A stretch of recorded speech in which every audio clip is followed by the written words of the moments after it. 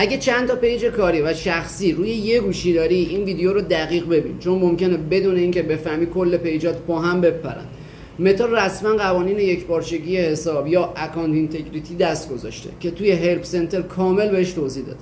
خلاصش اینه متا دیگه فقط یک پیج رو بررسی نمیکنه، بلکه کل رد پای دیجیتال شما رو زیر نظر داره. یعنی اگه چند تا اکانت با یک ایمیل، یک شماره یا روی یک گوشی باشن، سیستم اونا رو به هم وصل میدونه. حالا مشکل اینجاست که اگه یکی از پیج‌های شخصی یا کاریت به هر دلیلی قوانین رو نقض کنه و مسدود بشه، متا به صورت زنجیره‌ای دسترسی تمام اکانت‌ها رو متصل به هم میدونه و میبنده. راه حل چیه؟ متا پیشنهاد کرده حتما اکانت شخصی و کاریت کاملا تفکیک بشه.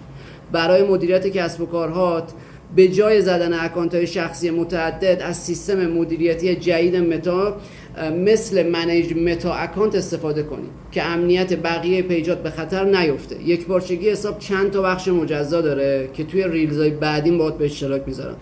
این ویدیو رو بفرست برای دوستی که پیج کاری داره تا قبل از اینکه دیر بشه حواسش به اکانتاش باشه.